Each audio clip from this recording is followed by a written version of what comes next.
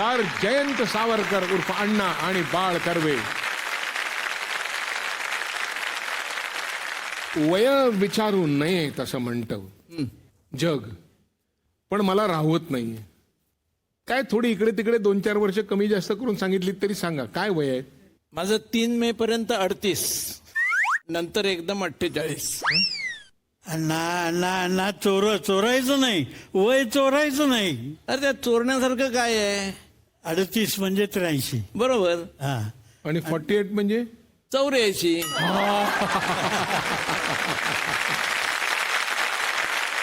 ते गाणं ऐकलंय का? म्हातारा तुकान हं.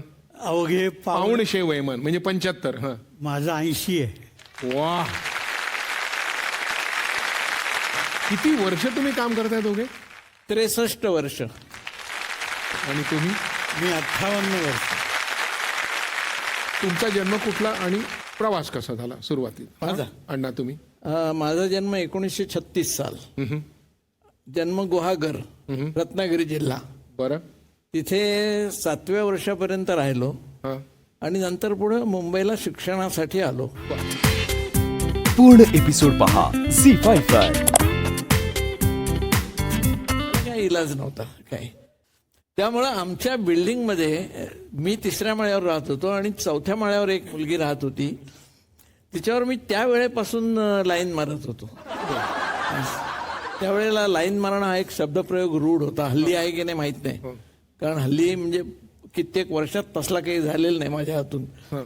पुढं ती मुलगी, तिचं लग्न होऊन ती माझ्या बायकोची मैत्रीण आहे हे मला नंतर कळलं. मग मी माझ्या बायकोला आधीच सांगून टाकलं की मी असं सहीच्या मागे होतो. ती म्हणाली मला माहिती आहे कारण तिने मला आधीच सांगितलं होतं की तुझा नवरा आम्हाला शाळेत असताना खूप त्रास द्यायचा म्हणून. बरं, आता त्या लाईन म्हणायची तुमची लाईन ऑफ ऍक्शन काय होती? काय नाही, ती तिकडनं 4थ्या माळ्यावरनं उतरली की मी इकडनं 3ऱ्या माळ्यावरनं खाली उतरायचा. मी जरा सावकाश उतरायचा कारण तोपर्यंत एक मजला तिचा उतरून व्हायचा.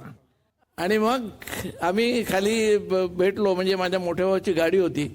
मग मी त्याला ऑफिसला सोडायला जायचो, कारण तोपर्यंत मी पण माझं शिक्षण पूर्ण होऊन नोकरी लागलो होतो, तीही लागलेली होती. आणि मग मी तिला सोडायला जायचो. घरात ते कळत नसे. घरी भावाला बरं वाटायचं की आपला भाऊ धाकटा जातोय खाली, गाडी बिडी धुतो, स्वच्छ ठेवतो, स्टार्ट करून ठेवतो. पण त्याला काय माहिती माझं आतलं हे इंगित.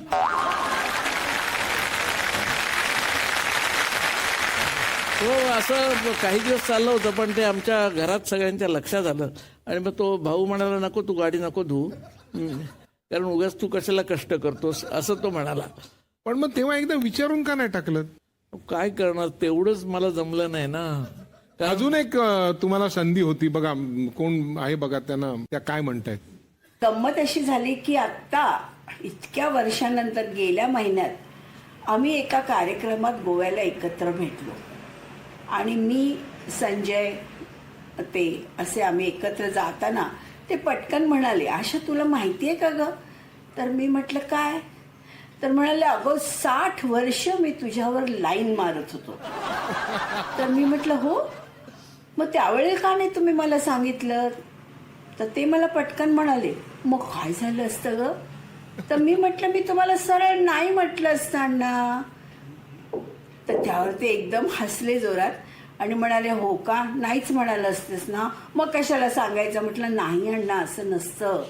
ज्या वेळेला तुम्हाला असं वाटतं ना की आपण कुणाला काहीतरी सांगावं, तर कानाला खडा लावा की ते जे वाटतं ना मनातलं ते पटकन कोणाला तरी सांगून टाका. माहिती नाही, कदाचित त्याचा चांगला उपयोगही त्यावेळेला होऊन जाईल. हो की नाही? तुम्ही अशा प्रकारात नसाल नाही? नाही, पण आम्हालाही थोडंसं झळ लागली. हा. म्हणजे अशी की लोकांकडनं, लोणावळ्याला आमची थोडी शेती आहे. त्या शेतीच्या कामासाठी मी चाललो होतो.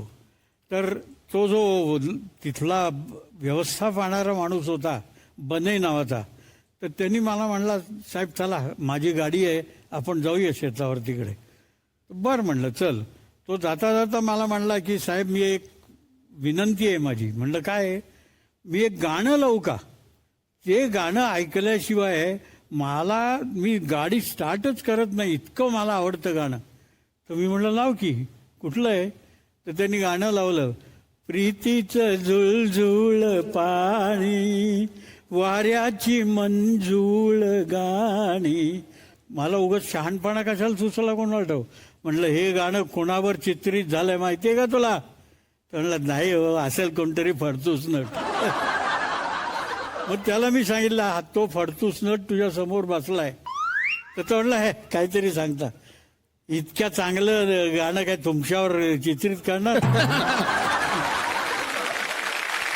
त्या गाण्यामध्ये तुम्ही नुसतं गाणं म्हटलं, म्हणजे नुसतं गाणं पडद्यावर म्हटलेलं नाहीये. तर तुम्ही एक आता तुम्ही आले एक झलक बघितली मी, पण बेफाट असं नृत्य पण केलेलं आहे ना. नृत्य कसलं हो?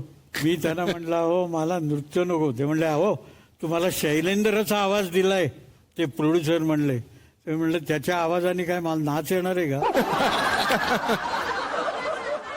हो, त्यातली एक नटी ती तुमच्यावर खुश होती असं तुम्ही मला एकदा सांगितलं होतं. अण्णा एवढं जाहीरपणे सांगायचं नाही. त्याच्या अंगावर धावून गेलो आणि लोकांमध्ये हास्य कल्लोळ उठला. तर इकडे तिकडे मी पाहायला लावलं, तो आमच्या समोर जोशी मास्तर बसले होते. त्यांनी मला खूण केली, रिव्हर्स घे रिव्हर्स घे असं मी ऐकलं अर्धवट कानाने आणि मागे जायला लागलो. बिन शेपटीचा हात गेलो तो मी रावणाच्या अंगावर.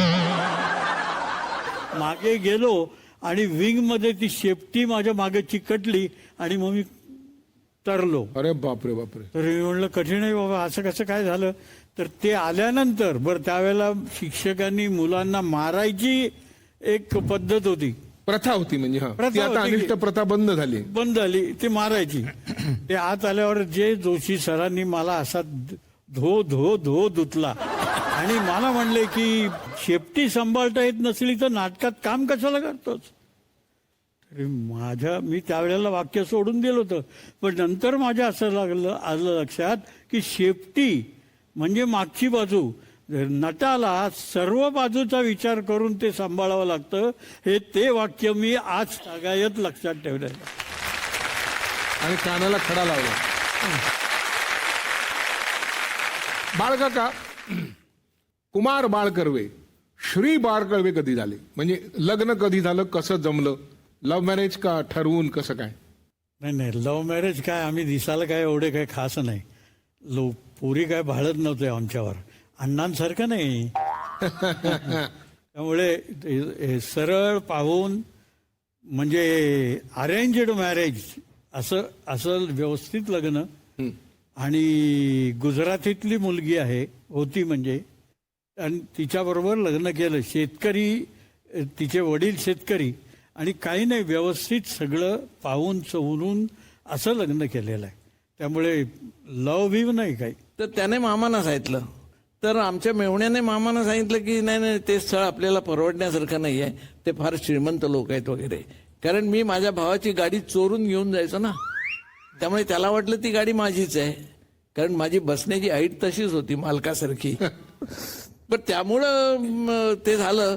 तर मला त्याने विचारलं की काय, मेकअप पण नाही विचारलं मला, काय असं म्हणतायत? नाही म्हटलं त्यांना म्हणून मुलगी तर सांगून आणा, आणि माझी बायको ही सुंदर दिसते असं त्यावेळेला मला त्या एरियात राहणाऱ्या आमच्या ऑफिसमधल्या एक दोघा जणांनी सांगितलं होतं. मग म्हटलं हीच. त्याच्यामुळं मी त्यांच्याकडे बघायला जो गेलो मुलीला, तो मला 4 वाजता त्यांनी बोलावलं होतं. तर आमच्या वडिलांचं पत्र आलं, 4 वाजताची वेळ दिली, तू 2 तास अगोदरच जा, म्हणजे घरातलं वळण आणि एकूण काय हे आहे ते कळेल, वातावरण कसं आहे ते कळेल. म्हणून मी 2 वाजता गेलो. मग मी आणखी शक्कल लढवली. 2 वाजता जाताना मी गोटा करून गेलो. गोटा केला चक्क. आणि माझा त्यांच्याकडे फोटो होता, तो भरपूर केस असलेला, 24व्या वर्षी. गोटा करून गेलो आणि हातात छत्री वाकड्या दांड्याची ती घेऊन गेलो. तर आमची बायकोच समोर आली, हातात झाडू होता, आणि समोर आली. मी म्हटलं पेंडसे आहेत का, शशी पेंडसे? ती म्हणली नाही, भाऊ बाहेर गेलाय माझा. तर आत्म तिची आजी तिला सांगते, अगं तेच असणार, सावरकरच असणार. या जुन्या लोकांना बरोबर ह्या वाटा सगळ्या माहिती असतात. आणि मी मामांना इंग्रजी येत नाही हे मला माहिती होतं, म्हणून चिठी इंग्रजीत लिहिली आणि सही मराठीत केली. म्हणजे मी आलोय हेही कळावं आणि काय लिहिलंय हेही कळू वाह. नये. मला मामा म्हणाले मुलीला दाखवायला आणू का? म्हटलं नको, मी मूळ स्वरूपातच बघून गेलोय मगाशी. असं माझं लग्न त्यावेळेला जुळलं. पण हे मी तेव्हा ठरवलं होतं आणि पुढं नंतर 1 वर्षांनी आमचं लग्न झालं. अभिनंदन, बरोबर तुम्ही सांभाळलं तर. मला तुला एक प्रश्न विचारायचा आहे की कानाला खडाच्या संदर्भात, की आमच्या आधीची जी पिढी होती ना त्यांच्यामध्ये खूप दुर्गुण होते. ते म्हणजे व्यवस्थितपणा, वक्तशीरपणा. हल्ली सुदैवाने ते सगळे दुर्गुण नाहीसे झालेले आहेत. तर या सगळ्याचा काही त्रास, कानाला खडा? शिस्तप्रिय वातावरणामध्ये ते पहिल्यापासून वाढले, पुणेरी संस्कृती, घरातलं ते सगळं वातावरण.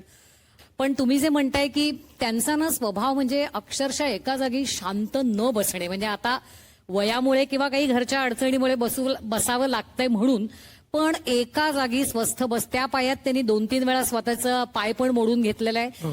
त्यांचं तू तर ओळखतोस त्यांना, तुला माहिती असेल आमच्या घरामध्ये सांभाराच्या सुईपासून ते ड्रिलिंग मशीन पर्यंत सगळी सगळं मशीन्स आहेत. आणि ते मुळातच इंजिनियर आहेत आणि सगळं मेंटेनन्स ही त्यांची आवड आहे. खरं मेंटेनन्स ही कोणालाच आवडत नसणारी गोष्ट आहे, पण ती त्यांची आवडती गोष्ट आहे. त्यामुळे खरं तर आम्ही त्या बाबतीत त्यांना विरोध करत नाही. तिथे आम्ही कानाला खडा लावलेला आहे. तो त्यांचा काम हाच त्यांचा विरंगुळ आहे असं मी म्हणेन. पण कधी कधी ना आम्हाला दोघांनाही, माझा भाऊ केदार, आम्हाला दोघांनाही त्याचा खूप त्रास व्हायचा. आम्ही रविवारी वगैरे असे मस्त गाढ असे, चला आता आज कुठलाही क्लास नाही काही नाही म्हणून असे शांत आरामात झोपायचं वगैरे ठरवलेलं असायचं. पण हे रात्री उशिरा नाटकाचा प्रयोग करून आलेले असायचे, तरी दुसऱ्या दिवशी सकाळी 6 वाजता उठून खुडबुड त्यांचं काय जे चाललेलं असायचं. आणि आम्हाला कधीही त्यामुळे स्वस्थ झोपता आलं नाही. तेव्हापासून आम्हीच ठरवून टाकलं की जाऊ दे, त्यांनी कितीही खुडबुड करो, आपण गाढ झोप कशी येईल याचा फक्त विचार करायचा. तो आम्ही कानाडा खडा लावला. ते म्हणाले की मी आपलं कसं ठरवून लग्न केलं, मग तूही त्यांचं शिस्त वगैरे बघता तूही तसंच केलंस का? आता परत मला इथे खूप छान वाटेल सांगायला की ते शिस्तप्रिय आहेत, पण विरोधाकरता विरोध करणारे कधीच नाहीत. खूप छान बॅलन्स आहे त्यांच्यामध्ये तो. त्यामुळे आम्ही दोघांनी आमचे जोडीदार स्वतःच निवडले. माझा नवरा याच क्षेत्रातला आहे. तर ती गंमत अशी झाली, कदाचित हा किस्सा असा असेल की आमच्यामुळे दादांना कानाला खडा लावायला लागला असेल. हा, कारण कसं झालं, आता कानाला खडा कुठूनही लागू शकतो ना. त्यामुळे तो किस्सा असा होता की मला त्यांनी स्पष्टपणे सांगितलं होतं, कारण ही परिस्थिती म्हणजे माझ्या लग्नाला 30 वर्ष आता झाली. सो ही परिस्थिती 87ला माझं लग्न आलं, 1987ला. तर त्यावेळेला परिस्थिती खूप वेगळी होती. मिलिंद त्यावेळेला पूर्णवेळ ऍक्टिंगच्या साठी प्रयत्न करत होता. आणि मला ह्यांनी तर स्पष्ट सांगितलं, आम्ही एका नाटकातच भेटलो, पूर्वी मीही थिएटर करायचे, एका नाटकात भेटलो आणि त्यांनी सांगितलं होतं मला स्पष्टपणे, स्वाती कुठल्याही क्षेत्रातला नवरा असेल मला काहीही अडचण नाही, पण नाट्य क्षेत्रातला नवरा जर निवडलास तर त्याला नोकरी हवी. त्याच्यात अडचण अशी होती, एक तर मी नोकरी करून करत होतो.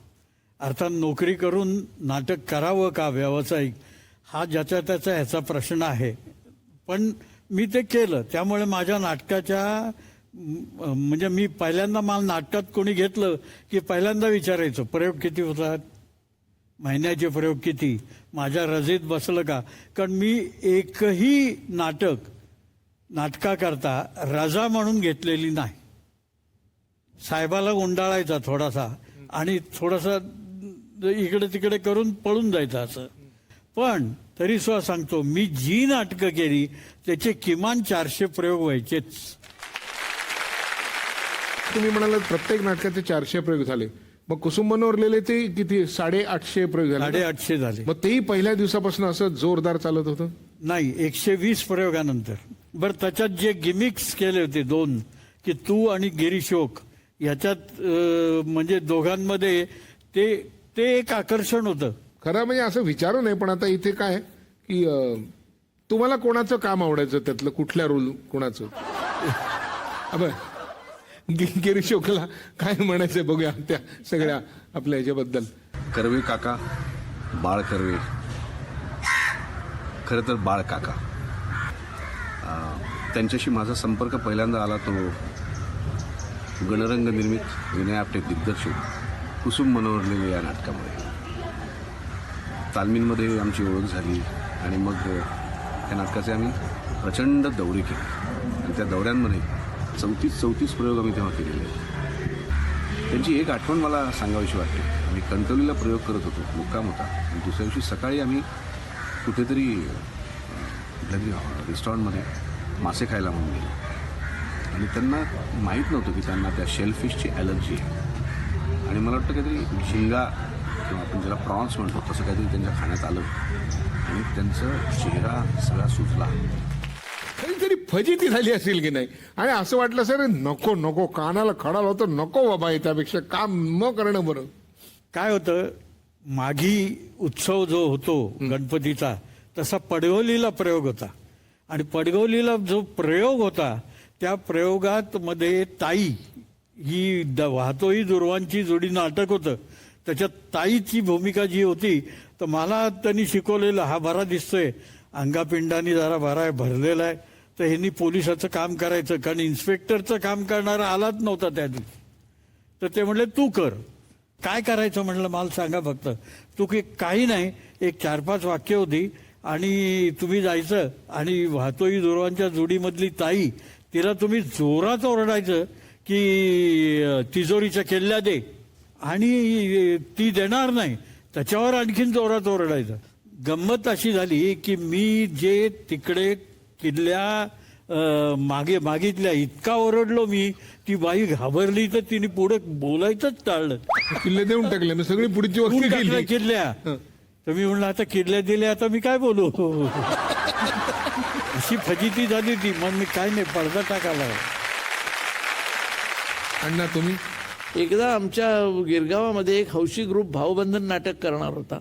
तर त्यांनी मला विचारलं तुम्ही काम कराल का. तर मी सांगितलं हो करेन, पण मी घनश्यामचं काम करेन. पण त्या नाटकाचा दिग्दर्शक होता, तो म्हणाला नाही घनश्यामचं काम मी करणार आहे.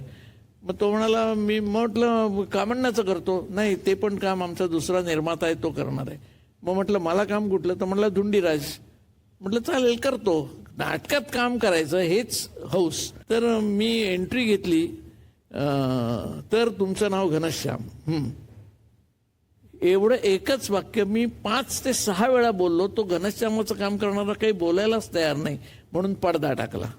तर त्याच्या पाठीमागे काही चिवी जोशांचे एक प्रयत्न होते. आज काय नाही, कसले काय.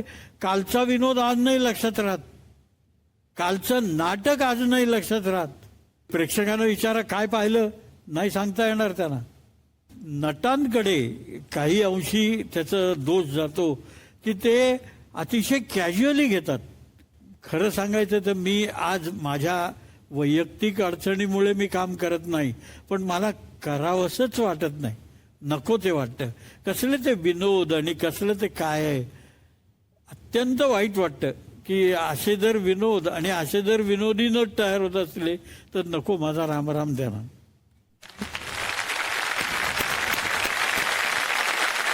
तुम्ही 15 ते 18 हजार प्रयोग केलेत. मी तुमची कामं बघितलीत. प्रत्येकाने बघितलं तसं नाही, म्हणजे मालिकेतलं बघितलं असेल, चित्रपटातलं. एक तुमची हातखंडा भूमिका आहे ती म्हणजे तळीराम. हो. थोडी आम्हाला लाभ मिळेल का त्याचा. मी म्हणतो आपण असं गृहीत धरून चालू की एकदा घेतले की सुटत नाही.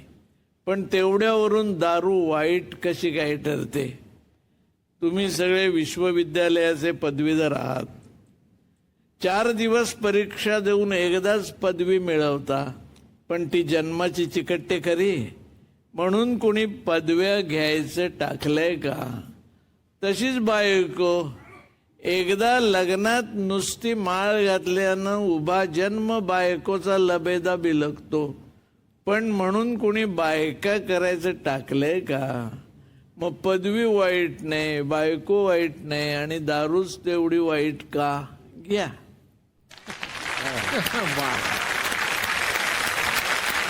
डॉक्टर जगन्नाथ दीक्षित हे नाव आज काही महाराष्ट्रापुरतं भारतापुरतं मर्यादित राहिलं नाही, सगळीकडे गेलंय. परंतु बरेच वेळेला डॉक्टर दीक्षित म्हटल्यानंतर लोक पटकन म्हणतात हा ते 55 मिनिटवाले 2 वेळचे जेवणवाले. तर हे जे सगळं बिरुदावली तुम्हाला लागले, ही मुळात त्याची सुरुवात झाली कुठून. तुम्ही वैद्यकीय शिक्षण घेतलं तेव्हा हेच करायचं होतं तुम्हाला की तुम्ही यात आलात काही कारणामुळे. मी जेव्हा वैद्यकीय शिक्षण घेतलं हं. तेव्हा मी ज्या विषयामध्ये MD केलं त्या विषयाचं नाव आहे सामाजिक आणि रोगप्रतिबंधक वैद्यकशास्त्र. की ज्या विषयाला सामान्यतः कोणी तिथे प्रॅक्टिस करायची नसते त्यामुळे आजार होऊच नाही म्हणून काय करायचं असं ते शास्त्र आहे. हो हो त्यामुळे त्याला ग्लॅमर नाही काय. पण मी जेव्हा MBBS झालो तेव्हा ठरवलं होतं की आपल्या देशाला गरज असेल तर ती आरोग्य शिक्षणाची गरज आहे. त्यामुळे इतर विषय मला मिळत असताना मी मुद्दाम हा विषय केला. त्यामुळे आरोग्य शिक्षण करायचं हे माझ्या डोक्यात पक्क होतं. परंतु हा जो डाएट प्लॅन आणि वेट लॉस, डायबिटीज प्रिव्हेन्शन हा माझ्या आयुष्यामध्ये योगायोगाने आलेली गोष्ट आहे असं मी समजतो. कारण कशी काय ती 2012 मध्ये माझं वजन वाढलं होतं 8 किलो आणि ते कमी करायला अनेक प्रयोग किती केले. झालं होतं? नाही माझं अपेक्षित वजन होतं काहीतरी 68 किलो आणि माझं 76च्या आसपास गेलं होतं. बर. आणि तेव्हा मी खूप प्रयत्न केले वजन कमी करायचे. एक दिवस उपाशी राहायचं, मग काय फळच खायचे, मग एक दिवशी फळं, दुसऱ्या दिवशी उपास, एक दिवशी रस प्यायचे, मग इंटरनेटवरचे काय काय डाएट शोधून ते केले. त्यानंतर आयुर्वेदिक औषधं, होमिओपॅथिक औषधं ते सगळं केलं. त्यांचं व्याख्यान हे फक्त वजन कमी करण्याचं नव्हतं. त्यांचं व्याख्यान हे 100 वर्ष कसं जगायचं याविषयी होतं. आणि त्याच्यामध्ये अँटीऑक्सिडंट्स, मग सेल डिव्हिजन्स, अनेक गोष्टी होत्या. निरोगी राहायचं असेल तर मुळामध्ये लाईफस्टाईल जी आहे, म्हणजे मी नाही म्हणतो की खाण्याविषयी आपल्याला काही अवेअरनेस नाही आहे. म्हणजे मी असं उदाहरण देतो की तुम्ही कुठलाही प्राणी घ्या, गाय, म्हैस, गाढव, वाघ, कुणीही प्राणी घ्या, त्याचं जर पोट भरलेलं असेल तर त्याला काही खायला द्या तो खात नाही. हा फक्त बुद्धिमान माणूस असा आहे की पोट भरल्यानंतर सुद्धा आईस्क्रीम खाईल तो. करपट ढेकरा येत असल्या, ऍसिडिटी झाली तर गोळ्या खाऊन पार्टीला जाईल. असं फक्त माणूसच करू शकतो. म्हणजे शरीराचं न ऐकणे हे किती मोठी गोष्ट आहे की शरीर तुम्हाला सांगत असतं की एखादा माणूस काय त्याने समजा काहीतरी बेसन डाळ खाल्ली, भजे खाल्ले, त्याला गॅसेस होतात आणि तो त्या गॅसेससाठी काहीतरी औषध घेतो, पण तो आपल्याला बेसनाच्या पिठाने त्रास होतो हे लक्षात घेत नाही. तुमचं शरीर तुम्हाला सांगत असतं कशाने त्रास होतो. शरीराचा आवाज ऐकणं फार महत्वाची गोष्ट आहे. बरं, तुम्ही मगाशी म्हणालात की तुम्ही ठरवून असं केलं की आजार होऊ नये किंवा आजार प्रतिबंधक असं तुम्ही क्षेत्र निवडलं, ते ग्लॅमरस नाही वगैरे. म्हणजे नेमकं काय? ते आता हे जे क्षेत्र आहे सगळं, म्हणजे ज्याला आम्ही म्हणतो प्रिव्हेंटिव्ह अँड सोशल मेडिसिन, याचा उद्देश असा आहे की माणूस आजारी पडल्यानंतर त्याला बरा करण्यापेक्षा तो आजारीच कसा पडणार नाही यासाठी काय करता येईल आपल्याला, हे सगळं आमचं शास्त्र आहे. त्याच्यामध्ये लसीकरण आहे, त्याच्यामध्ये पाण्याचं शुद्धीकरण आहे, त्याच्यामध्ये स्वच्छतेचा सगळा भाग आहे, त्याच्यामध्ये कीटकांविषयी अभ्यास आहे, कीटकनाशकांचा अभ्यास आहे. म्हणजे जेणेकरून शेवटी कसं आहे की आपण आजारी पडतो त्याची कारणं पर्यावरणात बरीच असतात. म्हणजे काही कारणं अनुवंशिक आहेत, पण बरीचशी कारणं तुमची पर्यावरणात आहेत. तुम्ही काय खाता, तुम्ही व्यायाम करता की नाही, तुम्हाला सवयी काय आहेत, म्हणजे व्यसनं काही आहेत का, या सगळ्याचा तुमच्या आरोग्यावर परिणाम होतो. आणि त्याची जर आपण काळजी घेतली तर निम्म्यापेक्षा जास्त लोकांना आजारच होणार नाही. आणि हे लोकांना सांगण्याची आवश्यकता आहे. दुर्दैवानी परिस्थिती अशी आहे की लोकांना हार्ट ट्रान्सप्लांट विषयी फार कौतुक असतं, कुतूहल वाटत असतं. पण त्यांना जर कोणी सांगितलं की पाणी गरम करून पी, आता म्हणजे पावसाळ्यामध्ये तुला आजार होतील, तर त्याला याच्याविषयी फार ग्लॅमर वाटत नाही, कौतुक वाटत नाही. आणि जर आरोग्याचा सल्ला द्यायला मी बसलो समजा आणि असा दवाखाना चालू केला, मला नाही वाटत मला कोणी 100 रुपये देईल त्यासाठी. त्यांना उपचार करणं हे त्यांचं काम असतं, ते करतात. दर 2 तासांनी खाणं, दर 4 तासांनी खाणं, 8 वेळा खाणं, 6 वेळा खाणं, मध्येच त्याला एकत्रित 2 जेवणामध्ये 16 तासाची अशी गॅप असणं, 4 तासात तशी गॅप असणं, हे सगळे हे जे प्रकार आहेत हे मोठ्या मोठ्या प्रकारे जाहिरात करून गाजवले जातात. मोठे मोठे लोक त्याच्या मागे लागतात, त्याला बळी पडतात. त्याला बळी पडतात हा शब्द बरोबर आहे का, म्हणजे शब्दप्रयोग? म्हणजे मी असं म्हणतो की बळी पडणं हे दोन्ही बाजूनी आहे. म्हणजे मी असं नेहमी लेक्चरमध्ये सांगतो की ज्या समाजामध्ये वस्तू विकत घेणारे मूर्ख उपलब्ध आहेत त्याच्यामध्ये विकणारे शहाणे असणारच आहेत. शेवटी तुमच्या वजनाची जबाबदारी तुम्ही घ्यायला तयार नाहीये, तुम्ही दुसऱ्याला द्यायची इच्छा आहे तुमची, आणि ते कधीच त्यामुळे कमी होणार नाहीये. आता बऱ्याच वेळा असं असतं की तुम्हाला कोणी सांगितलं की तुम्ही 1000 रुपये भरा आणि 2 महिन्यात तुम्हाला आम्ही 2000 रुपये देऊ. आता लोकांनी साधा विचार असा करायला पाहिजे की जो माणूस असं करू शकतो तो स्वतःचेच पैसे का नाही डबल करत? पण तुमचे पैसे कशाला डबल करायला पाहिजे ना त्यांनी? मग लोक काय थोडं मोहात पडतात की, आणि लोकांना शॉर्टकट हवे असतात. वजनाच्या बाबतीत विशेषतः सांगतो की लोकांना काय वाटत असतं की माझं वजन 3 महिन्यात कमी व्हावं. मी म्हणतो अरे वाढायला 20 वर्ष लागले, 15 वर्ष लागले, तर घालवायला 1-2 वर्ष द्यावे लागतील. शॉर्टकट काही नाही जगामध्ये. आणि म्हणून लोक फसतात याच्यासाठी की त्यांना मोहात पडून त्यांना लवकर पाहिजे असतं, शॉर्टकट हवा असतो. आणि त्यांना म्हणतात गोळ्या द्या, इंजेक्शन द्या, मला काहीतरी एखादं मशीन द्या, 1 लाख रुपये खर्च करायला तयार आहे, पण मला 2 दिवसात, महिन्याभरात माझं वजन कमी करा. असं काही जगात घडत नाही आणि त्यामुळे लोक फसतात. हा तुमचा जो 55 मिनिटाचा डाएट प्लॅन आहे हा नेमका काय आहे? म्हणजे याच्यातली मुख्य थेअरी अशी आहे की तुमच्या शरीरामध्ये इन्शुलिन नावाचा जो हॉर्मोन असतो त्याचं प्रमाण जर वाढलं तर तुम्ही लठ्ठ होता, तुम्हाला इन्शुलिन रेझिस्टन्स येतो आणि तुम्हाला टाईप 2 डायबिटीस होतो नंतर. आता हे सांगण्यापूर्वी महत्वाची गोष्ट सांगणं आवश्यक असं आहे की हा जो डाएट प्लॅन आम्ही तुम्हाला सांगितलेला आहे किंवा लाईफस्टाईल म्हणतो मी याला, हा 18 वर्षापर्यंतच्या मुलांसाठी नाही, गरोदर माता आणि ज्या माता मुलांना अंगावर पाजतात आणि ज्यांची मुलं 9 महिन्यापेक्षा लहान आहेत त्या मातांसाठी पण हा डाएट प्लॅन नाही आहे. आता सिद्धांत मी सांगितला की इन्शुलिनची लेवल वाढली तर तुमचं वजन वाढतं, तुम्हाला रेझिस्टन्स येतो आणि पुढे टाईप 2 डायबिटीस होतो. आता इन्शुलिन जो आहे तो तुमच्या शरीरामध्ये पँक्रियास किंवा स्वादुपिंड नावाची ग्रंथी आहे, ती पोटात डाव्या बाजूला असते जठराच्या खाली, त्यातून तयार होत असतं आणि 2 प्रकारे तयार होतं. एकाला मी म्हणतो बेसलाईन सिक्रेशन, ते असतं 18 ते 32 युनिट, म्हणजे 24 तास तुमच्या पँक्रियासमधून थोडं थोडं इन्शुलिन स्त्रवत राहतं. हा 18 ते 32 युनिट. त्याचं वैशिष्ट्य असं की तुम्ही थांबवू नाही शकत त्याला, ते येणारच. पण हे व्यक्तीप्रमाणे बदलतं. 18 ते 32 ची रेंज आहे, ते बदलत राहील, पण ते थांबवता येत नाही तुम्हाला, जिवंत राहण्याकरता आवश्यक आहे. दुसरा प्रकार आहे इन्शुलिन सिक्रेशनचा की तुम्ही काही खाल्लं तर इन्शुलिन तयार होतं. आणि आता हे जे इन्शुलिन तयार होतं याला मी सोप्या भाषेत म्हणतो की तुमचं इन्शुलिन निर्माण करण्याचं एक माप आहे. हा म्हणजे कोणाचं ते माप 5 युनिटचं आहे, कोणाचं 10 युनिटचं आहे, कोणाचं 12 युनिटचं आहे. तर तुम्ही खाल्ल्यानंतर तुमचं एक माप इन्शुलिन पडतं. आणि याचं दुसरं वैशिष्ट्य असं आहे की तुम्ही 1 पोळी खाल्ली तरी एकच माप, 2 पोळ्या खाल्ल्या तरी एकच माप. म्हणजे त्याला ती बुद्धी जास्त नाही. खाल्लं तर जास्त इन्शुलिन असं नाही होत, कमी जास्त खा तेवढंच इन्शुलिन येतं. आणि शेवटचं वैशिष्ट्य असं की तुम्ही एकदा तुमचं माप रिकामं झालं की ते भरायला 55 मिनिटं लागतात. आपल्याकडे विमानं सुद्धा 5 मिनिटं उशिरा सुटतात, ट्रेन 15-20 मिनिटं उशिरा येतात, कोणाला भेटायला बोलवलं तर 20-25 मिनिटं उशिरा येतो. ते 55 म्हणजे 57-58 नाही का होत, 55 ते घड्याळ अगदी ठरलेलं आहे का? म्हणजे नाही, हे कसं आहे की हे पब्लिक हेल्थ कॅम्पेन आहे, हं. हे लक्षात घ्या. याच्यात कसं असतं की आपल्याला सर्व लोकांना शास्त्रीयदृष्ट्या बरोबर हं. पण त्यांना सहज समजेल आणि फॉलो करतील अशा गोष्टी सांगायच्या असतात. आता हे 55 मिनिटं हा जो काही आकडा आहे, आता अशी शक्यता आहे काही लोकांमध्ये ते 60ही असेल, 65ही असेल. हे सांख्यिकीच्या आधार आहे सगळं. म्हणजे आपण ऍव्हरेज काढतो किंवा इतकं ऍव्हरेज आहे. ठीक आहे, एखाद्या माणसाचा एखाद्या वेळेला 2-4 मिनिटं उशीर झाला तर फार मोठा फरक पडेल अशातला भाग नाहीये. बरोबर हे आहे. चालणार. 55 मिनिटांमध्ये होतं काय डॉक्टर साहेब की माझी पाणीपुरी जाते, माझी भेळपुरी जाते, माझा एक वडापाव जातो, त्याचं कसं काय, ते कसं काय जुळवून आता आणायचं बघा. माझं तुम्हाला मी सांगतो की मला सुद्धा हे सगळे पदार्थ आवडतात. मला पावभाजी आवडते, मला सुद्धा पाणीपुरी आवडते. मी काय करतो, मग आठवड्यातून एक दिवस मी विचार करतो की रात्रीचं जेवण आपण काय करायचं, आता आपण पावभाजी खाऊ. एक्सपर्ट आला की एक्सपर्टही झालं, एक्सपर्टही झाला की फी आली. तिसरी गोष्ट मशीन लागू नये. आता लोक बरं ते बघतो जॉगर वगैरे आणतात घरामध्ये आणि सगळ्यांना दाखवतात महिनाभर. हो, त्याचा उपयोग चालतं मला जो वगैरे. कळलेला आहे तो पुढे 6 महिन्यांनी त्याच्यावर फार छान कपडे वाळत घातले जातात आणि पटकन सुकतात. कारण त्या मशीनचं मेंटेनन्स कोणी करत नाही, नंतर पट्टा खराब होतो, काहीतरी होतं, म्हणून मशीन लागायला नको. आणि बाजारातून कुठली पावडर आणा असले उद्योग नको. आणि सगळ्यात महत्वाचं काय, आयुष्यभर आनंदाने करता आलं पाहिजे. असं जर काही असेल तरच ते सक्सेसफुल होणार. त्याला डाएट प्लॅन म्हणता येईल, त्याला लाईफस्टाईल म्हणता येईल. आणि तुम्ही जे काही सांगितलं आतापर्यंत ते 2 महिने, 4 महिने, 6 महिने लोक करू शकतील. किंवा असे लोक करू शकतील की ज्यांच्या मागे कोणीतरी असिस्टंट फिरणार आहे की तुम्ही आत्ता खा नका खाऊ असं मागे लागणार आहे. सर्वसामान्य माणसाच्या आयुष्यात कुठे आनंद आहे हा? आणि दुसरी गोष्ट, एवढ्या वेळा खाल्ल्याने तुमचं HbA1c काय होईल आणि इन्शुलिनची लेवल काय होईल हे बघून घ्या. त्याला काय सेलिब्रिटीचं पण HbA1c वाढू शकेल, ते मोजायला पाहिजे ना, मोजल्याशिवाय कसं कळणार. एका बाजूला असे लोक आहेत की ज्यांना स्वतःचं आरोग्य स्वतः सांभाळायचं आहे, असे लोक आणि त्यांना मदत करणारे आमच्यासारखे डॉक्टर्स हे एका बाजूला आहेत. आणि दुसऱ्या बाजूला असे लोक आहेत की ज्यांना स्वतःच्या आरोग्याची जबाबदारी घ्यायची इच्छा नाही आहे, त्यांना दुसऱ्याकडे द्यायची इच्छा आहे आणि त्यांना मदत करणारे लोक आहेत दुसऱ्या बाजूला. असं हा सगळा संघर्ष. आता तुम्हाला जर कोणी सगळं जेवण बनवून दिलं आणि समजा उद्या त्यांचं ऑफिस बंदच झालं, तिथलं दुकानच बंद झालं, तुम्ही काय करणार आहात पुढे? सेल्फ रिलायंट तुम्ही असायला पाहिजे, तुम्हाला स्वतः करता आलं पाहिजे. असा कुठलाही डाएट प्लॅन तुम्ही बघा, तो चांगला, तुम्हाला जर फायदा झाला तुम्ही करा, माझं काही म्हणणं नाही त्यात. बारीक पूर्वी असत ना वैधानिक इशारा, तसं एक बारीक अक्षरात दिलेलं असं की 45 मिनिटांमध्ये 4.5 किलोमीटर चालायचे.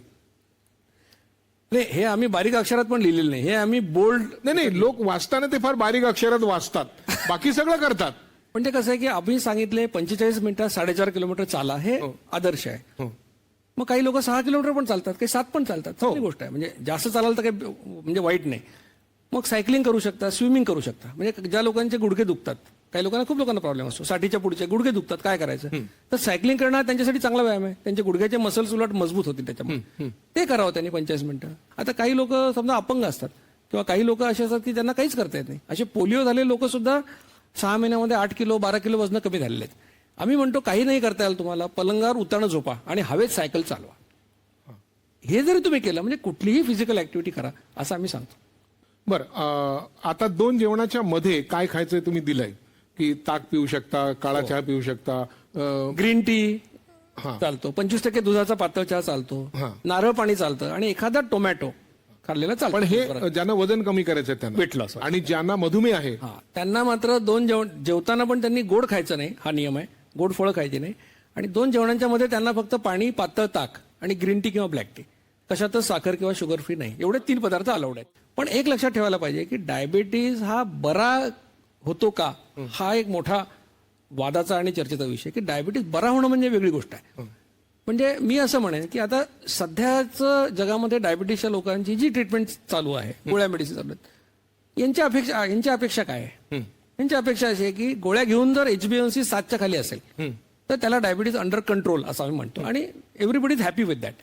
डॉक्टरही त्यांना आनंद आहे की बा ह्याचा डायबिटीज कंट्रोलमध्ये, पेशंटला आनंद आहे. पान खायची सवय असते, बडीशोप खायची सवय असते, च्युइंगम खायची सवय असते, त्यांनी होतं की नाही? पानाने होतं, चिंगमनी होतं, गुटख्याने होतं, तंबाखूने होतं, सगळ्या पदार्थांनी आमच्या लोकांनी प्रयोग करून पाहिलेत, त्याने होतं. या डाएट प्लॅनचा जो फायदा झाला काही लोकांना, एक मॅडम माझ्याकडे आल्या, त्यामुळे तुमच्या डाएट प्लॅनचा एवढा फायदा झाला म्हणे, काय सांगू. म्हटलं काय झालं? नाही म्हणे मला नाही, मिस्टरांना फायदा झाला. म्हटलं काय झालं? मी म्हटलं यांचं वजन कमी झालं का? नाही म्हणे. म्हटलं डायबिटीज गेला का? नाही म्हणे. मग काय झालं? यांचा गुटखा सुटला म्हणे. ते म्हणाले यांना गुटखा खायची एवढी सवय आहे. आणि त्यांनी मला आठवलं की प्रश्न विचारला होता व्याख्यानात की गुटखा खाल्ला चालतो का? मी म्हटलं गुटखा आणि इन्सुलिन सिक्रेट होतं, तुम्हाला गुटखा एवढा जर आवडत असेल तर एक जेवण गुटख्याच करा, म्हटलं हरकत नाही. म्हणजे ताटात वाटीत गुटखाच खा, 55 मिनिटं गुटखा खा, म्हणजे आपोआपच सवय गेली. असं होतं. काही काही वेळेला असं होतं ना की जे मधुमेहाचे रोगी असतात, डायबिटीसचे, त्यांना कधीतरी असं गरगरल्यासारखं होतं, शुगर कमी होते, अमुक करते. अशा वेळेला काय करायचं असतं? म्हणजे आता कसं आहे, आमच्या डाएट प्लॅनमध्ये आम्ही जेव्हा त्यांना डाएट प्लॅन सांगतो करा म्हणून, तेव्हा त्याच्यामध्ये त्या मेसेजमध्ये स्पष्ट शब्दामध्ये सांगितलेलं असतं की हायपोग्लायसेमिया म्हणजे काय, की रक्तातली साखर कमी झाली कशाने ओळखायचं. तर ग्लुकोमीटर प्रत्येकाने विकत घेणं आवश्यक आहे असं मी सांगतो मला डायबिटीससाठी. मग काय करा, तुम्हाला हायपोग्लायसेमियाची लक्षणं काय? चक्कर येणे, थरथर होणे, घाम येणे, अंधारी येणे डोळ्यात, असं. तर असं झालं तर काय करा की ग्लुकोमीटरने तुमचं ब्लडचं रिडिंग घ्या. 80च्या खाली असेल, आता तांत्रिकदृष्ट्या 72 म्हणतात, पण आम्ही कॅम्पेन म्हणून 80 म्हणतो, की 80च्या खाली गेलं तर गोड खा तेव्हा. म्हणजे हायपोग्लायसेमिया झाल्यानंतर खूप आपलं जेवणाची वेळ 3 वाजता आहे म्हणून ताणत बसायचं नाहीये. हायपोग्लायसेमिया झालं कारण डायबिटीसच्या माणसाला हायपोग्लायसेमिया होणार, आणि डाएट प्लॅनही चालू आहे, गोळ्या चालू आहेत, तर हायपोग्लायसेमिया होणार. पण हायपोग्लायसेमिया जर रिपीटेडली, समजा तुम्ही गोळी 12 वाजता घेता आणि हायपोग्लायसेमिया 3 वाजता व्हायला लागला रोज, याचा अर्थ काय की तुमचं 12चा औषधचा डोस कमी करायची वेळ आलेली आता. ही पॉझिटिव्ह गोष्ट आहे. कारण काय, तुमचं हायपोग्लायसेमिया होणं याचा अर्थ तुम्हाला आता डोस जास्त होतोय, तो कमी करतात डॉक्टर. मग अशाच प्रकारे लोकांच्या गोळ्या कमी होतात आणि बंद होतात. आज इकडे आपल्याकडे काही प्रेक्षक आलेले आहेत, त्यांचे प्रश्न ते काही विचारतील तर आपण त्यांना कृपा करून उत्तर द्यावीत. माझं नाव राजेंद्र कुलवडे. मला सकाळी चहा घेतल्याशिवाय आणि मशरी लावल्याशिवाय मला प्रातःविधी किंवा पुढचा कुठलाही कार्यक्रम मी करूच शकत नाही. आणि मग तो 55 मिनिटाचा जो डाएट आहे तो हा कार्यक्रम कसा काय करायचा? आता चहाचा विषय तर अनेक लोकांचा आहे, म्हणजे खूप लोक म्हणतात. आता मी म्हणतो की चहा म्हणजे साखर असते, साखरेचं माणसाला व्यसन लागतं. आणि ज्या घरामध्ये एखादा डायबिटीसचा पेशंट आहे त्याला बिनसाखरेची चहाची सवय असते, त्याला चुकून तुम्ही साखरेचा चहा दिला त्याला मळमळतं, कारण त्याचं व्यसन गेलेलं आहे. तसं तुमचं पण हे व्यसन जे आहे चहाचं, ते व्यसन 8 दिवसात जाऊ शकतं. तुम्हाला जो काही परिणाम सध्या मिळतो आहे प्रातर्विधीसाठी, तो तुम्ही 2 ग्लास गरम पाणी पिलं तरी तोच परिणाम होणार, लक्षात ठेवा. हा आपला मेंटल ब्लॉक आहे. हा मानसिकदृष्ट्या आपण फक्त हे करा, थोडे निर्धार करा तुम्ही, तुम्हाला 8 दिवसात लक्षात येईल की तुमचा हा प्रॉब्लेम नाही आहे. थँक्यू, धन्यवाद. पण आता मुलं मोठी झाली तशी, त्याच्यामुळे. पण एक तुमचा याचा एक फायदा अप्रत्यक्षरित्या कसा आहे की तुम्ही या प्रवासामुळे फिरत असता, त्यामुळे कदाचित लग्नाचा वाढदिवस किंवा बायकोचा वाढदिवस हा प्रवासातच असतो. त्याचा दुसरा भाग असा आहे की बरेच लोकांना तो लक्षातच राहत नाही. त्यामुळे तुमच्याकडे निदान सबब तरी चांगली आहे. मी लातूरला होतो, मी अंमळनेरला होतो, मी पंढरपूरला होतो. नाही, आता माझ्यावर जे सहकारी काम करतात ते इतके, आता हे आमचं कुटुंब आहे मोठं, आणि हे लोक एवढे प्रेमळ आहेत की आता 3 फेब्रुवारीला माझ्या बायकोचा वाढदिवस होता, ते मी बेंगलोरला गेलो होतो, आणि त्यावेळेला त्यांनी प्लॅन केलं की यांना कुर्ला पाठवायचं त्या दिवशी, आणि त्यांनीच ते सगळं व्यवस्था केली होती. आणि आम्हाला अचानक सरप्राईज मिळालं की आपण कुर्ला जाणार आहे. त्यामुळे वाढदिवस मिस होत नाहीत, आनंद वाढलेला आहे मात्र आयुष्यात. तुम्हाला तुमच्या सहकार्याने एक आश्चर्याचा धक्का दिला, तसा अजून एक धक्का थोडासा आमच्याकडनं बघा. आपण सध्या माझी परिस्थिती डॉक्टर दीक्षितांसोबत फिरणं किंवा घरी राहणं या द्विधा मनस्थितीमुळे कशी झाली आहे ते मी या कवितेतून सांगते. प्रवास की घर, मुले की दीक्षित सर, प्लंबर, माळी, गॅस दुरुस्ती, कुरिअरवाल्याच्या मर्जी झेलू की डायबिटीसच्या मेंबरांच्या तक्रारी निस्तरू. मित्रमैत्रिणी नाराज झाले, म्हणे तुला भेटणे अवघड झाले. करू माझे वाचन लेखन की वेट लॉस मिशन, तरी सगळे म्हणतात मॅडम काय करता आपण. ब्रँड अँबॅसिडरची बायको मी अंजली दीक्षित. तिचा हा गुण तुम्हाला दिसला असेल, कविता करणे, काय वाचन. काय म्हणाला त्याच्यावर? म्हणजे अगदी मनापासून मला याचा म्हणजे नाही, त्यांनी आपलं बायको कानाला मिळाली. खडा असं म्हटलं नाही, पण त्यातला अर्थ कानाला खडा होतात. पण ती या कामात सहभागी आहे, त्याच्यामुळे त्याच्यात ती आनंद घेते आहे आणि त्यामुळे हे खूप चांगल्या प्रकारे चालू आहे. त्यामुळे कुटुंबियांचे आणि तिचे विशेषतः जेवढे आभार मानावे तेवढे खरं कमीच आहेत. कारण हे सगळं घर चालवणं, सगळ्या गोष्टी बघणं, हे जरी ती आता विनोदी पद्धतीने सांगितलं असेल तरी त्याचा त्रास होतोच. तुम्हाला फार गोड आवडत नाही किंवा तुमच्या त्या खाण्याच्या पद्धतीत ते बसत नाही, परंतु एक गोड आश्चर्य ते चालतं. म्हणजे बाबांच्या या व्हेंचरमुळे मला फायदे आणि तोटे जे झाले ते मोस्टली सिमिलरच आहे. फायदा असा झालाय की एव्हरीबडी नोज हिम, म्हणजे knows him and the diet plan, आणि मग त्याच्यामुळे असं मस्त वाटतं की यू फील व्हेरी प्राऊड की अरे किती चांगलं काम सुरू आहे आणि किती लोकांपर्यंत रीच झालंय वगैरे. तोटा मला असा झालाय की सेम थिंग तोट्यामध्ये पण आहे की एव्हरीबडी नोज हिम, म्हणजे माझे टीचर्स, माझे फ्रेंड्स, एव्हरीबडी. मला इतकं नीट राहावं लागतं सगळीकडे आता. माझे टीचर्स आहे लाईक श्रिया तुझे बाबा इतकं चांगलं काम करतात, तुझं तर हँडरायटिंग पण चांगलं नाही. लाईक माझ्या हँडरायटिंगचं आणि बाबांच्या कामाचा काहीच संबंध नाही आहे. Why are you doing this to me? Anyway, so हा तोटा झालाय. But it doesn't really bother me that much, कारण की इतकं चांगलं काम सुरू आहे. आणि one thing I would like to tell him is that keep going. I am extremely proud of him. Don't worry about anything. आणि I miss him. Love you बेटा. तर याच्यामध्ये बऱ्याच वेळा असा मुद्दा येतो किंवा मग डायबेटॉलॉजिस्ट किंवा फिजिशियन जे सांगतात ते चुकीचं आहे का? आणि तुम्ही काहीतरी पब्लिक हेल्थचा एखादा माणूस आहे की मी असं नेहमी सांगतो की मी काही डायबेटॉलॉजिस्ट इतकं वाचलेलं नाही, 5% सुद्धा वाचलेलं नाही. अगदी मी उघडपणे कबूल करायला माझा काय त्याच्यात कमीपणा वाटायचं कारण नाही. माझं म्हणणं फक्त एवढंच आहे की जर मी पब्लिक हेल्थचा माणूस असून गेल्या 3 वर्षापासून आम्ही डायबिटीसमध्येही काम करतो, जर मी डायबिटीस रिव्हर्ट झालेल्या लोकांच्या जर काही स्टोरीज म्हणजे 50, 100, 150 स्टोरीज जर मी देऊ शकत असेल आणि लोकांचा डायबिटीस जर रिव्हर्ट होत असेल आणि याच्या ऑथेंटिक स्टोरीज मी तुम्हाला देऊ शकत असेल, तर तुमची पण इच्छा तीच आहे ना सगळ्या डॉक्टरांची की तुम्हाला असंच वाटतं की गोळ्या बंद व्हाव्या. आणि तुम्ही जे आज करता आहात ते करून तुम्ही बघा की काय घडतं तुमच्या पेशंटमध्ये. तुमच्या पेशंटच्या जर गोळ्या वाढत असतील, तुमचे पेशंट बरे होत नसतील, कॉम्प्लिकेशन होत असतील, तर माझं तुम्हाला विनंती एवढीच आहे की माझा असा काय आविर्भाव नाही की मला फार काय समजतं आणि तुम्हाला समजत नाही. मला असं म्हणायचं नाही. मला एवढंच म्हणायचं आहे की मी तुमच्या पुढे काही पुरावा ठेवतोय. हा पुरावा काही शाब्दिक असा नाही, हा पुरावा माणसं आहेत, जिती जागती माणसं आहेत आणि ती तुमच्या भोवती आहेत. त्यांना तुम्ही त्यांचा अनुभव विचारात घेणार की नाही हा खरा प्रश्न आहे. आणि तुम्ही जे करता त्यांनी जर समाजाचं भलं होत आहे असं तुम्हाला तर वाटत असेल 100%, तर आमच्याकडे बघायची तुम्ही गरज नाही. मग हा अगदी सगळा आमचा वायफळ आम्ही करतोय असं समजा. पण तुम्हाला जसं वाटत असेल की नाही रे बा खरंच हा प्रयोग जर करून पाहिला तर याचं काही नुकसान होणार नाही, तर मग मी असं म्हणतो की तुमचे 5-5 पेशंट घ्या. 2 प्रकारचे पेशंट. एक म्हणजे ज्यांचा डायबिटीस अनकंट्रोल्ड आहे आणि 5 लोक असे घ्या की ज्यांना डायबिटीस नवीन झालेला आहे. असे जे लोक तुमच्याकडे येतात नव्याने डायबिटीस झालेले, त्यांच्यावर गोळ्या त्यांना द्यायच्या आधी त्यांना तुम्ही 1 महिना हे करून पाहायला सांगा. 5च पेशंटला करा फक्त. मला खात्री आहे की तुम्हाला लक्षात येईल की या तुमच्या दोन्ही प्रकारच्या पेशंटला याचा फायदा होतोय.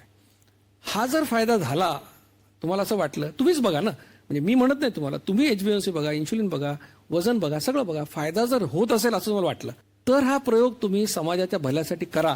म्हणजे एक कलावंत व्हावं अशी एक ठिणगी. ठिणगी अशासाठी म्हटलं की तू तसा एकंदरीत ज्वालाग्रही आहेस, म्हणजे तुझे सगळी कामं म्हणणं सगळं. तर ही ठिणगी पहिल्यांदा कधी पडली, कशी पडली? काय मला काय बॅकग्राऊंड नव्हतं. माझे वडील किंवा आजोबा, काका वगैरे कोणी नाटकातले नव्हते, मामा वगैरे. Typical middle class family. त्यामुळे माझं पण बालपण, तरुणपण म्हणा, म्हणजे पौगंड अवस्था आपण म्हणतो ते सगळे चाळीतले टिपिकल जे असतात त्या कार्यक्रमातच गेलेली आहे. पण जेव्हा रुईया कॉलेजला आलो तेव्हा पहिल्यांदा गर्दी करण्यासाठी म्हणून मला नेलं होतं की चल एकांका स्पर्धा लागल्या होत्या आणि सिलेक्शनसाठी मुलं हवी होती म्हणून माझा मित्र घेऊन गेला, माझा मित्र, की चल गर्दी करायला. मला काय नाटकी बिटकी असं त्या झोनमध्ये होतं. त्या झोनमध्ये होता. मग त्याच्या आधीचा तुझा झोन कुठला होता? तो होता एक झोन दंगा मस्ती. म्हणजे तू ज्या सुरुवातीच्या काही भूमिका केल्यास ना त्याच्या जवळपास जाणाऱ्या. म्हणजे ते प्रत्यक्षात तू करून बघितलं होतं. हो, त्याचं आणि शिक्षण यशस्वीरित्या करून बघितलं होतंस. त्याचं शिक्षण घेण्यासाठी म्हणून मी ते केलं होतं. कारण मला माहिती आहे पुढे उपयोग आहे. म्हटलं आपण ह्याच्यातच काहीतरी करूया. मग प्रत्येक वर्षी करत गेलो. तर मला असं वाटतं की ते पहिलं जे सिलेक्शन होतं ती ठिणगी असावी. बरं, ते दिग्दर्शक कोण होते त्याचे? जगत कुमार पाटील म्हणून होते. म्हणजे मला वाटतं एकेकाळी त्या वर्षामध्ये सर्व पारितोषिक मिळवणारी रायाची रापी नावाची एकांकिका का त्याच्या आधी? नाही, त्यांची आधीची होती कोळिया राजा आणि कोळिया राजा. हा, सगळ्या ठिकाणी ती पहिली आली. मग त्यात पहिल्याच वर्षी पुरस्कार वगैरे? पण मला नाही मिळाला. नाटकाला मिळाला, नाटकातल्या हिरोईन्सना मिळाला, मला काहीही मिळालं नाही. पण मला एक तू म्हणतोस तशी ठिणगी पेटली गेली. मग प्रत्येक वर्षी मी करत गेलो. पण मग घरी काही विरोध वगैरे किंवा घरी तू काय सांगितलंस? कारण नाटकाशी काही दुराने काही संबंध नाही. घरी मी सांगितल्याप्रमाणे की टिपिकल मिडल क्लास फॅमिली असल्यामुळे आईचं म्हणणं, बाबांनी फार हे नाही केलं, पण आईचं म्हणणं होतं तू आधी नोकरी कर, शिक्षण कर पूर्ण, मग काय ते कर ना, पण आधी नोकरी कर, सेफ हो. पण मी काय ऐकण्याच्या ह्याच्यात नाही, त्यांनी बघितलं आणि नंतर मग बोलणं सोडून दिलं. काय करायचं करू दे. आधीच तसं सोडलंच होतं, पण नंतर अजून सोडलं. आता मग कोळिया राजा एकांकिका झाली, त्याला सगळी बक्षिसे मिळाली, तुला काही मिळालं नाही. मग तू आता ठीक आहे, तू मनापासून गेला नव्हतास, पण मग त्यात थोडासा गुंतलो, काहीच नाही बक्षीस मिळालं, मग तू निराश नाही का झालास? जाऊ दे. नाही झालो निराश. उलट माझ्या बाबतीत असं होतं की मला नाही मिळालं ना की मला वाईट नाही वाटत, मी पेटून उठतो का नाही मिळालं, काय माझ्यात कमी आहे. मग प्रत्येक वर्षी मी नाटक करत गेलो. कुठलं केलंस? त्याच्यानंतर अनुभव केलं, तेव्हाही मला नाही मिळालं. त्याच्यात छोटी भूमिका होती का परत मेन रोल? नाही, छोटी भूमिका होती. त्यानंतर मग आरण्यक केलं. आरण्यक मध्ये मग तेव्हा मला सेकंड मिळालं प्राइज.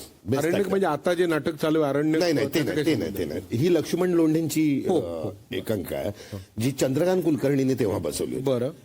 आणि मग त्याच्यानंतर त्याच्या पुढच्या वर्षी सती बसवली. आणि मग सतीत मला पहिलं पारितोषिक सगळीकडेच मिळालं. मग अभिनयाचं मग मी मनापासून करत गेलो. नंतर मग त्या वेळेला मला ते गुरु लाभत गेले. म्हणजे मला असं आठवतं 12वीला असताना विनय आपटे आमची एकांकिका दिग्दर्शित करायला आले. तर माझं नशीब चांगलं की काय, मी त्यांच्याच बरोबर सतत राहायचो, कारण मला त्याच्यात काहीतरी करायचं होतं म्हणून त्यांच्याच बरोबर राहायचो, म्हणून त्यांनी मला असिस्टंट म्हणून घेतलं. पण विनय आपटेंची गंमत आहे, मी पण त्यांच्यावर काही काळ होतो तरुणपणात. एकतर त्यांना त्यांच्या वयापेक्षा तरुण मुलांबरोबर राहायला आवडायचं आणि सरळ मार्गावरची मुलं त्यांना फारशी आवडायची नाही. त्यांना वेगळा रस्ता पाहिजे, कदाचित ते असावं, ते दिसलं असावं. कारण त्यांनी एकदा नाक्यावर बघितलं होतं की जरा दंगा झाला होता. काय रे दादागिरी करतोस? म्हटलं नाही, असं झालं सर, म्हणून मी त्याला. अच्छा, म्हणजे तू फक्त शांतता प्रस्थापित करण्याच्या पवित्र हेतूने केलं होतं ते. बरोबर. आणि मग तेव्हापासून त्यांच्यावर राहिलो. मग चाळ नावाची वाचाळ वस्ती, तिथे असिस्टंट म्हणून होतो. रानभुलला मी टेप ऑपरेट करायचो आणि मला शिकायचं होतं ही माणसं, हे जे नट आहेत ते कसे काम करतात वेगवेगळ्या प्रकारे. चाळ नावाची वाचाळ वस्ती माझ्या मते तू पण होता. जवळजवळ अर्धी इंडस्ट्री होती. आणि मला इंटरेस्ट काय असायचा, मी आणि प्रत्येक ती चाळ होती, खरी होती, म्हणजे सेट नव्हता. त्या चाळीत असं होतं की प्रत्येकाच्या घरात जर शूटिंग केलं की त्याच्यानंतर ते घर साफ करून देणं हे आमचं काम असायचं. म्हणजे मी झाडू वगैरे मारायचो, त्यामुळे मी तिथे जाऊन बसायचो. मग दिलीप कुलकर्णी कसे काम करतात, मग संजय मोने कसे करतात, त्यानंतर मच्छिंद्र कांबळी कसे करतात, चंदू पारखे, ते बघण्यात मला इंटरेस्ट होता. ते गेल्यानंतर मग मी साफ करून हे करायचो, पण मी ते आवडीने करायचो. पण मग असिता बरोबर तू काम करत नव्हतास ना? असिता त्या एकांकिकेत होती ना. तेवढंच? हा, तेवढंच. पण कसं काय तुमचं जुळलं? मग जुळलं म्हणजे असिता त्याचं बॅकस्टेज पण बघायची. ती काम एक छोटंसं करायची, पण कॉलेजमध्ये कसं आहे, प्रत्येकाला वेगवेगळ्या भूमिका द्यायचे. तू नेपथ्य बघायचं, तू बॅकस्टेज बघायचं. तर माझं प्रॉपर्टी, कपडे वगैरे असिता सांभाळायची. त्यामुळे सतत तिच्या अगं हे कुठे आहे ते कुठे आहे असं करत म्हणजे आता करते त्याची सवय तिला तेव्हापासून लागली. सगळं ते मॅनेज करायची ती. त्यामुळे जवळीक वाढली, बोलणं वाढलं. हळूहळू मग आम्हाला असं वाटलं की आम्ही एकत्रच राहावं. तिने काय लावलेत कानाला खडे? कोणी तिने तिने भिंतच बांधली असेल एवढे खडे आहेत माझे. त्यामुळे एक खडा असं सांगता येणार नाही. तिने मला एक्सेप्ट केला, हाच मोठा खडा आहे. बघूया तिला काय म्हणायचं, भिंत आहे का काय आहे बघूया. आपण जेव्हा यंग होतो, म्हणजे मी जेव्हा यंग होते, तू आजही यंगच आहेस, तर तेव्हा मी तुला ग्रीटिंग कार्ड द्यायची, कधी स्वतः ड्रॉ करून एखादं कार्ड बनवायची. तर तुझं ते जेव्हा कार्ड वगैरे बघून एक जनरलच रिॲक्शन असायची, हा मीच तुला विचारायची छान आहे ना, त्याच्यावरही तू हा एवढंच म्हणायचंस. मग एक दिवस तुम्हाला फायनली असं म्हणालास की असे तू हे सगळे ग्रीटिंग कार्ड मध्ये पेन्सिलने का लिहिली? तुम्ही म्हटलं पेन्सिल? मला हा म्हणजे मग पुढे जाऊन जर का काहीच नाही झालं तर मी हे सगळे ग्रीटिंग कार्ड खोडीन आणि मग एक ग्रीटिंगचं स्टॉलच टाकेन. त्या दिवसानंतर आज आपल्या लग्नाला 21 वर्ष झाली आहेत. आजपर्यंत मी तुला एकही ग्रीटिंग कार्ड दिलेलं नाही. एकांकिका तू किती 4-5 वर्ष केलीस? 5 वर्ष केली. त्यात बरेच वेळेला कलाकार सारखे असायचे. मी कॉलेजचे असल्यामुळे कदाचित नाही, माझ्या प्रत्येक वेळेला प्रत्येक वेळा वेगवेगळे. प्रत्येक वेळी वेगवेगळे आले. म्हणजे काय वेगवेगळे का? म्हणजे ते स्वतः म्हणायचं नको बाबा? नाही नाही नाही नाही, तिथे मी खरंच मनापासून करायचं. तू आता 5 वेळा नाही नाही नाही नाही असं म्हणालास, पण ते तुझ्या नाही मध्ये काय हे आत्मविश्वास नाहीये. तू नक्की तुझ्या कलाकारांना त्रास देत असणार, म्हणून ते तुझ्याबरोबर काम करायला नकार देत असणार. निदान कॉलेजमध्ये तरी. मैत्रिणी. एक मिनिट, आपण सोनियाकडनं ऐकूया ना. मला संजयविषयी सांगायचं. संजयविषयी किती गोष्टीसाठी मी कानाला खडा घेऊ. मला आठवते आम्ही कॉलेजमध्ये होतो तेव्हा एक तर संजयला विरोध नाही करायचा.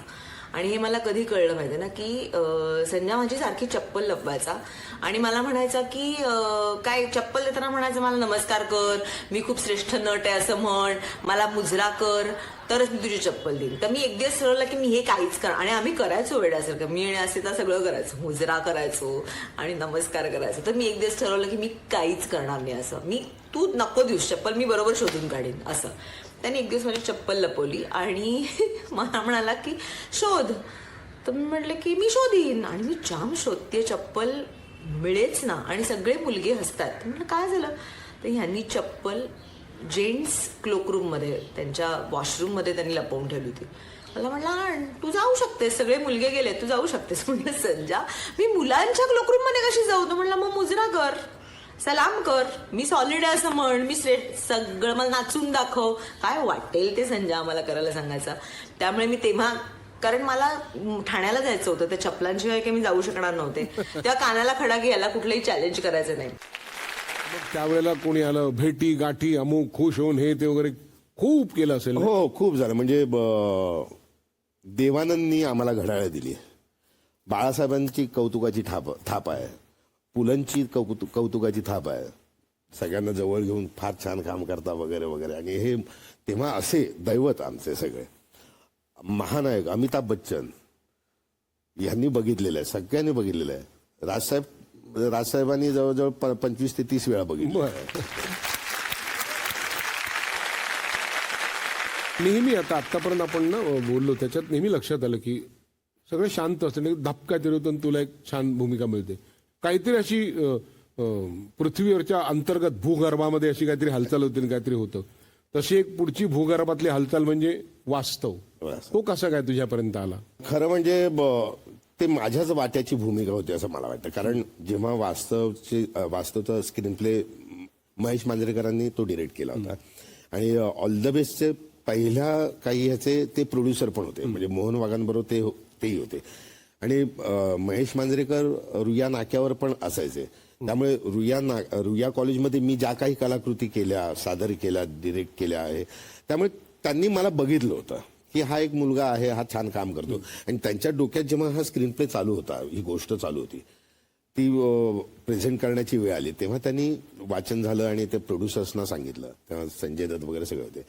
तर ते म्हणाले हा जो 1.5 फुटाचा रोल आहे तो आपण संजय नार्वेकर असा एक नवीन मुलगा आहे, ऑल द बेस्ट करतोय आणि त्याला मी बघितलं, तो चांगला करेल. तर प्रोड्युसर तयार नाही झाले. ते म्हणाले नाही की ह्यात मोठ्या ऍक्टरला देऊ, कोणतरी चांगला बघूया, एवढी रिस्क नाही घ्यायची. आणि त्याप्रमाणे त्या रोलसाठी ऍक्टर साईन झाला होता. अच्छा, दुसऱ्याचं झालं होतं साईन झाला होता. झालं, त्याचं कास्टिंग वगैरे तयारी सुरू झाली आणि शूटिंगच्या आदल्या दिवशी त्या रोलसाठी ज्याला केलं होतं बुक, तो म्हणाला की मी करू शकत नाही, डेटचा घोळ आहे, तर आता काय करायचं, उद्या तर शूटिंग आहे. तर परत महेश म्हणाला की आपण करूया का ट्राय. तर संजय दत्तनी होकार दिला, बुला उसको.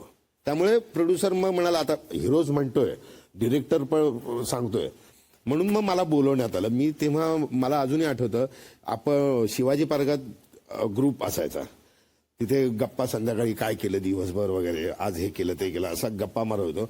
आणि मला पेजरवर हे आला की कॉल महेश मांजरेकर, आणि मी फोन केला. त्याने गेलो कुठे, आत्ताच्या आता मडला ये. तसाच मी मडला गेलो, रात्री 9ला गेलो, सगळे बसले होते. तरी बघितला, हा मुलगा, हा 1.5 फुट्या, हा ठीक आहे चला. आणि सीन लावला.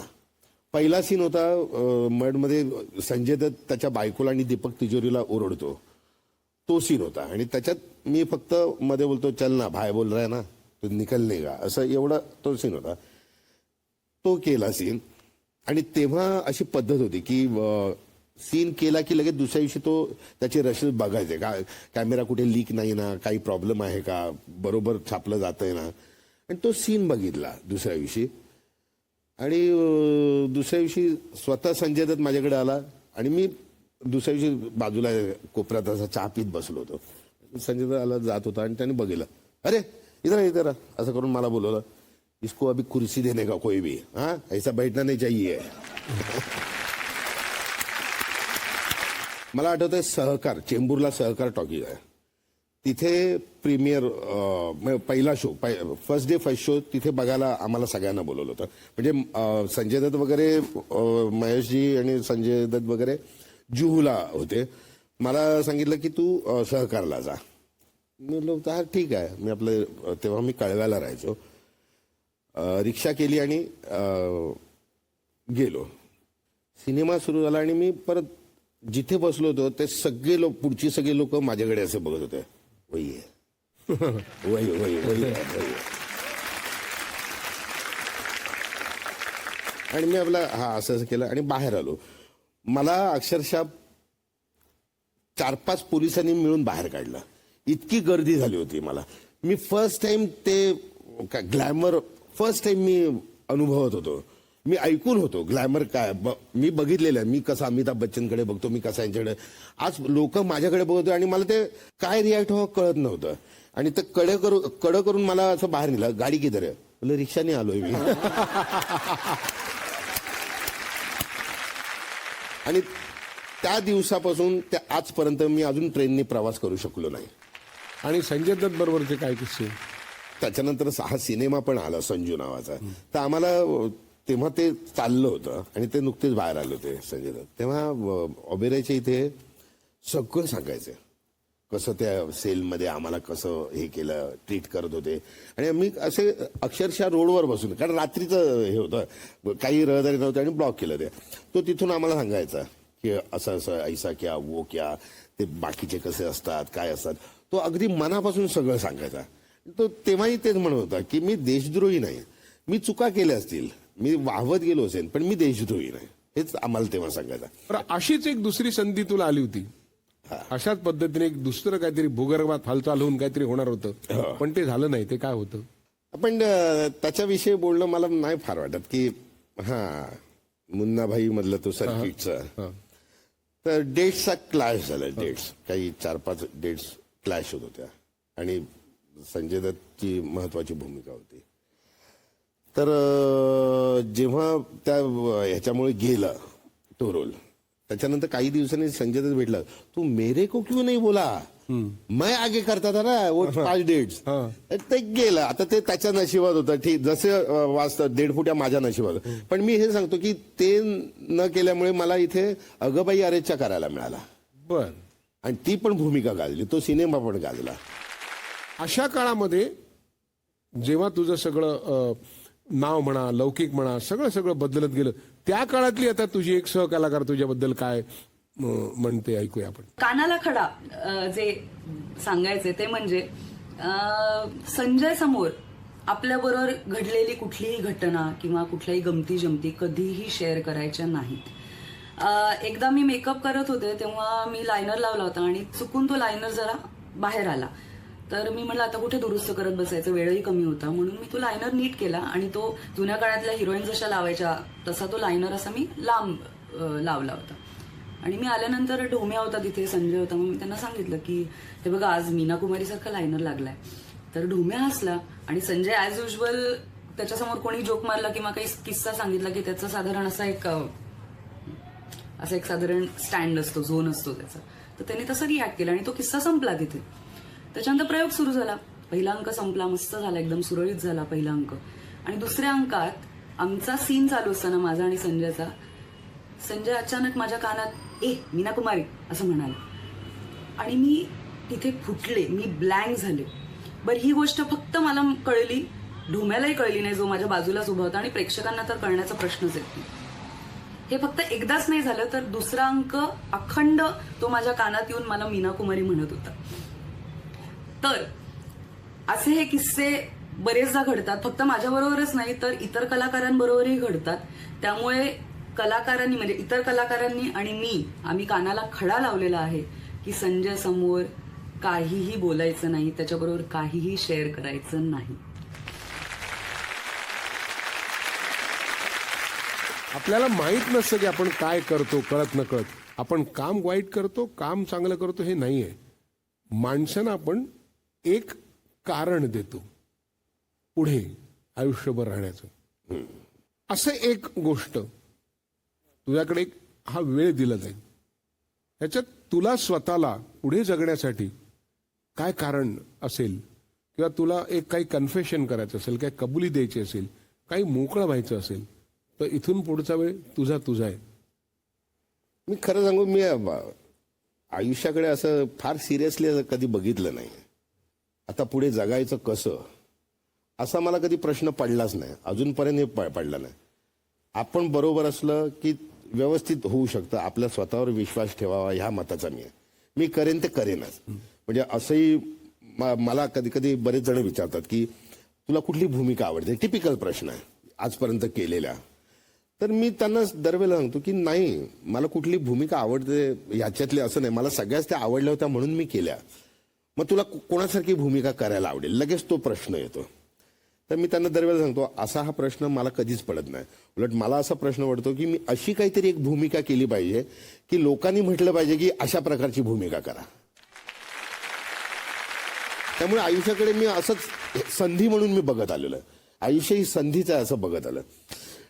पण काही कबूल करायचं असेल तर एक आहे, मी आणि अतुल खूप चांगले मित्र आहोत. आम्ही आपल्या नाटकापासूनच आम्ही खूप जवळ आलो. मी स्ट्रगल करत होतो, आम्ही एकत्र खूप फिरायचो. त्याच्याकडे स्कूटर होती, ती मुडकळी झालेली, पण आम्ही त्याच्यावरूनच फिरायचो, दिवसभर फिरायचो. आणि अतुलला एक हे आहे की तृतीयपंथी असले ना की अतुल घाबरतो काही कुठे, आणि सिग्नलला गेल्यावर बरोबर त्याच्याचकडे यायचं ते. आणि अतुल थांबला की असं कोपऱ्याने बघायचं कुठे आहेत का ते, आणि बरोबर त्याच्याचकडे यायचे. बँड्राचा सिग्नल म्हणू नको, सायन्सचा सिग्नल म्हणू नको, शिवाजी पार्कचा म्हणू नको, कुठे. आणि नंतर संजय असं का पण व्हायचं, संजय माझ्याच जवळ काय, तर काय माझ्या चेहरा नशीबच माझं फुटकं आहे असं करून नंतर कालांतराने त्याच्याकडे गाडी आली. पण आज मी कबूल करतो की त्यांना मीच बोलवायचं मागून असं.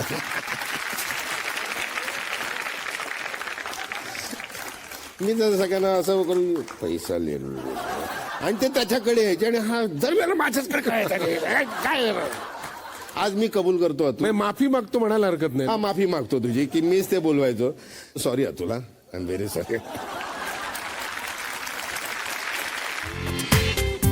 पूर्ण एपिसोड पहा झी5 वर.